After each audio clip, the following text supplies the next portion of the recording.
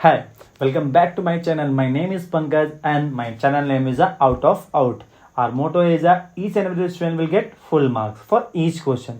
Okay, now तो आज अभी हम डिस्कस करने वाले हैं चैप्टर 2। इसमें हम करने वाले हैं बेसिक से बेसिक थिंग। यहाँ पे आप देखो, अगर मैंने यहाँ मेंशन किया हुआ है बेसिक से बेसिक थिंग किया है, उसके बाद क्या होता है हमारा कांस्टेंट, क्या होता है वेरिएबल, क्या होता है टर्म्स, क्या है एक्सप्रेशन, क्या है अलजेब्रिक एक्सप्रेशन, क्या है इक्वेशन, क्या है, उसके बाद मैंने ये ग्राफ दिया हुआ है। तो ये सारी चीज़ हम डिस्कस करने वाले हैं। उसके बाद हम पढ़ेंगे जो हमारे क्लास में जो मेन चीज़ें हैं। देखो जैसे हमारा यहाँ पे पॉलिनोमियल है, पॉलिनोमियल क्या होता है, उसके स्टैंडर्ड फॉर्म क्या होता है, वो सारी चीज़ लिखेंगे। उसके बाद उसके टाइप्स क्या हैं। उसके बाद हम पढ़ेंगे चैप्टर में जो बेसिक फॉर्मूलेज हैं वो पढ़ने वाले हैं। उसके बाद इसमें क्यूबिक से रिलेटेड थोड़ा सा भी है वो भी करेंगे। उसके बाद हमारा एक्सरसाइज आएगा, ठीक है ना। तो पहले हम यहाँ थोड़ा सा बेसिक कर लेते हैं। इससे क्या होगा कि आपको भी कोई दिक्कत नहीं होगा और आप इजीली समझ पाओगे। जो आपको जो डाउट है, आपका बेसिक अगर हमने नहीं पढ़ा है 9th में, तो वो भी क्लियर हो जाएगा यहाँ पे। तो मैं थोड़ा सा कॉन्सेप्ट क्लियर कर रहा हूँ, आप समझो, आपको कुछ ना कुछ नया सीखने की जरूर मिलेगा। यहाँ से स्टार्ट करते हैं हम लोग।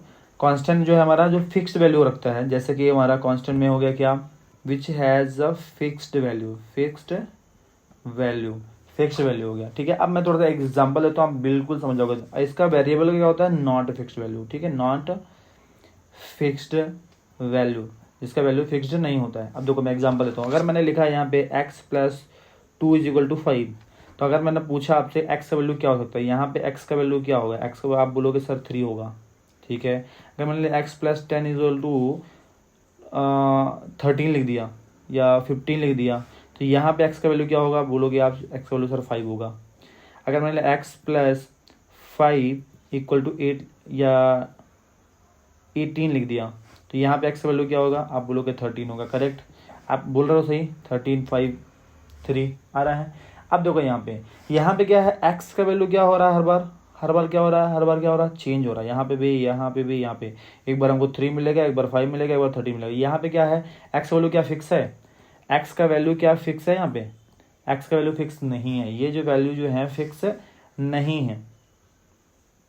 अगर वैल्यू फिक्स नहीं होता है, ये वैल्यू अगर फिक्स नहीं होता है, तो इसका मीनिंग क्या हुआ, इसका मीनिंग हुआ कि ये नॉट अ फिक्स वैल्यू, इसको बोलते हैं वेरिएबल, जिसका वैल्यू फिक्स नहीं होता। डिफरेंट अकॉर्डिंग टू सिचुएशन क्या होता है, वैल्यू चेंज हो जाता है, ठीक है ना। जैसे पहले क्वेश्चन में देखेंगे तो वैल्यू उसका 3 हुआ, दूसरे क्वेश्चन में क्या देखा हमने, वैल्यू उसका 5 हो गया, तीसरे में क्या हो गया 13 हो गया। तो वैल्यू क्या होगा, अकॉर्डिंग टू सिचुएशन क्या चेंज हो रहा है।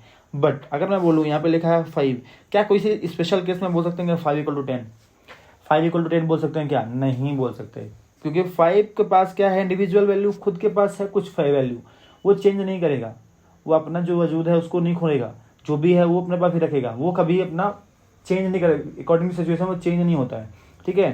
10 है तो 10 को 10 ही बोलेंगे। अगर आपसे मैं 10 रुपये ले लूँ और बोलूँ कि ठीक है 5 रुपये ही ले लो मेरे से वापस, तो आप लोग क्या, आपने 10 रुपये मेरे को दिया और मैं बोलूँ आप 5 रुपये मेरे से ले लो, आप 5 रुपये मेरे से ले लो, आप दोगे, मानोगे क्या, नहीं, क्योंकि 5 और 10 में डिफरेंस है, दोनों सेम नहीं बोल सकते, किसी भी केस में सेम नहीं बोल सकते। वो बात अलग है कि आप मेरे दोस्त हो तो आप दे दो, उससे ज़्यादा भी दे सकते हो, बट वैसा कुछ नहीं यहाँ पे, ठीक है। तो यहाँ समझ लेना, ये अगर ऐसा कुछ सीन है कि अगर वैल्यू फिक्स नहीं है, तो क्या बोलेंगे उसको, अगर वैल्यू फिक्स नहीं है तो क्या बोलेंगे, उसको बोलेंगे वेरिएबल। अगर वैल्यू फिक्स्ड है तो बोलेंगे कांस्टेंट। देखो अब मैं थोड़ा सा जो अपने मैथमेटिकल भाषा है उसको समझा देता हूँ। जो मैं इसे एग्जाम्पल समझोगे, इसमें याद करने वाला कुछ है नहीं, सिर्फ एग्जाम्पल से दिमाग में रहेगा तो आप बिल्कुल कर लोगे। तो कांस्टेंट मतलब होता है कि जो नंबर होते हैं 1 2 3 4 5, ये नहीं कि पॉजिटिव नंबर ओनली, किसी भी टाइप के नंबर, एक्चुअली बोल देते हो real number directly. Real number क्या होता है, रियल नंबर में सारे आ जाएंगे, negative, positive, integer, fraction, decimal, everything सब आ जाएगा उसमें, रूट नंबर भी आ जाएंगे, ठीक है। तो सारे टाइप के नंबर, ठीक है, बिल्कुल। फिक्स वैल्यू क्या होता है, नॉट फिक्स मतलब वेरिएबल, जो सारे अल्फाबेट हो गया, एक्स वाई जेड हो गया, आपका ये ए बी सी लिख लिया, तो ये सारे जो हैं क्या हुए, अल्फाबेट को बोलेंगे क्या, नॉट फिक्स वैल्यू, ठीक है ना। तो वेरिएबल क्या हो गया और हमारा कांस्टेंट क्या हो गया, समझ में आ गया आपको, ठीक है। इसको थोड़ा सा मैं शॉर्ट फॉर्म में लिख देता हूँ, ठीक है ना, आपको क्लियर हो जाएगा, डाउट नहीं होगा। तो मैं यहाँ पे मेंशन कर देता हूँ, देखो यहाँ पे मैं लिख देता हूँ, मैं कांस्टेंट जो है हमारे नंबर से 1 2 3 4 डैश, वेरिएबल हो गया एक्स वाई जेड या ए बी सी, ये सारे हो गए, ठीक है ना, ये सारी चीज़ें हो गई, ठीक है। नेक्स्ट वन क्या है, टर्म्स क्या होता है, टर्म्स की बात करेंगे। टर्म्स क्या होता है, टर्म्स में होता है जो हमारा वेरिएबल है, कांस्टेंट है, अगर ओनली कांस्टेंट है या ओनली वेरिएबल है, दोनों का अगर मिक्स करें तो भी, या सेपरेट सेपरेट है तो भी, तो सबको बोलेंगे हम टर्म्स। जैसे मान लिख देता हूँ टर्म्स में, अगर मैंने 3 लिख दिया, 5 लिख दिया, या x लिख दिया, y लिख दिया, या 3x और 5y लिख दिया, तो ये अगर ओनली नंबर दिया है तो भी टर्म है, ओनली वेरिएबल दिया है तो भी टर्म है, कॉम्बिनेशन दिया है तब भी टर्म कहलाएगा। तो ध्यान रखना, अगर ये ओनली टर्म दिया हुआ है, ओनली कांस्टेंट नंबर दिया है, तो बोलेंगे इसको कांस्टेंट टर्म। क्या बोलते हैं? कांस्टेंट टर्म बोलते हैं, कांस्टेंट टर्म। और इन दोनों को बोलते हैं एल्जेब्रिक टर्म, एल्जेब्रिक टर्म बोलते हैं। क्या बोलते हैं? Algebraic term. ठीक है, तो constant term, algebraic term, doubt clear हो गया होगा मेरे हिसाब से, इसमें कोई डाउट नहीं होगा। ठीक है, पर ये सारी चीज़ों को बोलेंगे हम टर्म्स, सारी चीज़ों को बोलेंगे टर्म्स। ठीक है, ये क्लियर हो गया। अब देखो एल्जेब्रिक एक्सप्रेशन क्या होता है, एल्जेब्रिक एक्सप्रेशन क्या होता है? एल्जेब्रिक एक्सप्रेशन होता है कोई भी फंडामेंटल ऑपरेशन अब यूज कर लो, कोई भी फंडामेंटल ऑपरेशन यूज कर लो। ठीक है ना, इसको मैं हटा देता हूँ। ठीक है, तुम्हारा क्या है, जैसे अलजेब्रिक एक्सप्रेशन क्या है, कोई भी फंडामेंटल ऑपरेशन अगर यूज कर रहे हो, जैसे कि प्लस, माइनस, मल्टीप्लिकेशन और डिवीजन, किसके साथ? अलजेब्रिक एक्सप्रेशन बनाना है ना हमको, तो हमको वेरिएबल कंपलसरी है। वेरिएबल क्या है? वेरिएबल कंपलसरी है, वेरिएबल तो चाहिए ही चाहिए।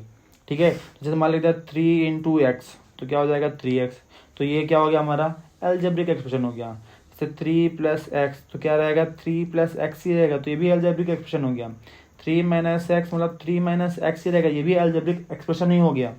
और लिख दिया 3/x, तो क्या रहेगा? 3/x ही रहेगा। ठीक है, इसको मैं ऐसे भी लिख सकता हूँ, इसको आप बोलोगे तो मैं ऐसे भी लिख देता हूँ, 3/x अगर लिखना है, 3/x अगर लिखना है तो 3/x ऐसे भी लिखा जा सकता है। ठीक है, तो ये लिख, तो ये सारे चीज़ क्या है? हमारे एक्सप्रेशन है। ये सारे क्या है? सारे क्या है? एक्सप्रेशन है, क्योंकि इसमें कोई ना कोई फंडामेंटल ऑपरेशन यूज़ किया गया है। किसी में प्लस है, किसी में माइनस है, किसी में डिवीजन है, किसी में मल्टीप्लिकेशन, सब में तो कुछ ना कुछ यूज़ कर रहे हैं, तो क्या होगा? फंडामेंटल ऑपरेशन है, इसलिए बोलेंगे अलजेब्रिक एक्सप्रेशन। अलजेब्रिक का मतलब होता है, ध्यान रखना, वेरिएबल। वेरिएबल मतलब कि एक्स वाई जेड की सारी चीज़ आनी चाहिए। ठीक है, ये हो गया। आते हैं नेक्स्ट टॉपिक में हमारा इक्वेशन। इक्वेशन क्या होता है? इक्वेशन, या इसको मैं हटा रहा हूँ थोड़ा सा। अब देखो पहले इक्वेशन क्या होता है। इक्वेशन में क्या क्या करना हमको, थोड़ा सा क्लियर करके अच्छे से करते हैं। इक्वेशन में इक्वल साइन का कंपलसरी, बस क्या ढूंढना है? जो टू एक्सप्रेशन को इक्वेट करेगा, टू एक्सप्रेशन को इक्वेट करेगा। मान लेते हैं 3x लिखा हुआ है, यहाँ पे 5y लिखा, दोनों के बीच में लगा दिया इक्वल, तो ये क्या हो गया? इक्वेशन हो गया।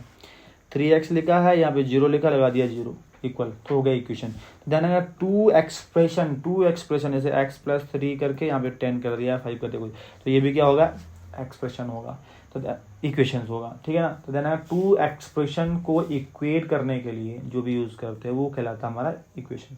ठीक है, अब देखो थोड़ा ग्राफ समझ लेते हैं। देखो यहाँ पे लिखा हुआ है, अब इससे भी आप समझ सकते हो कि देखो यहाँ पे लिखा हुआ है, सिर्फ नंबर लिखा है, 7 लिखा हुआ है। 7 क्या है? कांस्टेंट लिखा हुआ है। क्या लिखा हुआ है? कांस्टेंट लिखा हुआ है। मतलब क्या हुआ कि जो नंबर होते हैं वो क्या होते हैं? कांस्टेंट होते हैं। जो नंबर होते हैं वो क्या होते हैं? कांस्टेंट होते हैं। ठीक है, अब देखो यहाँ पे भी लिखा है 2, और कॉफिशिएंट नहीं किया आपने ना, कॉफिशिएंट भी कर लेंगे।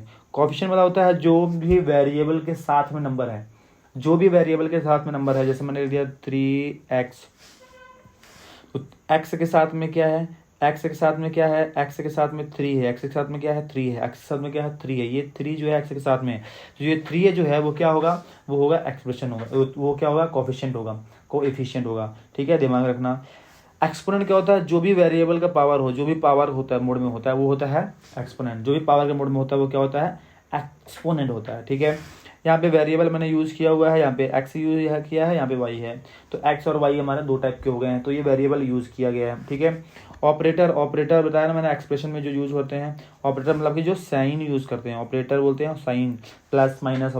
ऑपरेटर क्यों बोलते हैं? क्योंकि यहाँ पे उसको प्रेशर मैंने लगा दिया यहाँ पे 3 + 5, तो ये ऑपरेटर ये काम करके जाएगा, 8 आ जाएगा। ठीक है, तो इसमें मशीन है, ये मशीन फिट की हुई है यहाँ पे, यहाँ से क्या होता है? 8 आ जाता है। ठीक है ना, तो ये इजी एग्जाम्पल से समझ सकते हैं हम लोग।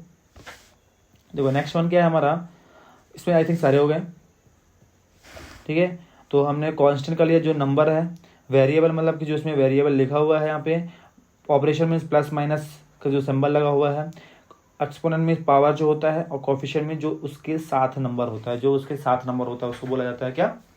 हम कांस्टेंट हमने लिखा हुआ था क्या था? 1 2 3 4, ये जो नंबर है वेरिएबल होता है x y z, दिमाग में रखना भूलना नहीं। ठीक है, टर्म्स मतलब एक्स वाई लिख दो या 3 4 लिख दो या 3y लिख दो, मतलब सभी कॉम्बिनेशन को भी लिख दो। एल्जेब्रिक सम मतलब उसके टर्म्स को लिख दो। यहाँ पे जैसे ये पहला और दूसरा ये एक्सप्रेशन है, दोनों को मिला दिया, बीच में एक को लगा दिया, इक्वेशन बन गया, बस हो गया, ये है। ठीक है, कि हमारा ये बेसिक हुआ। अब देते हैं देखो स्टैंडर्ड फॉर्म क्या होता है। ठीक है,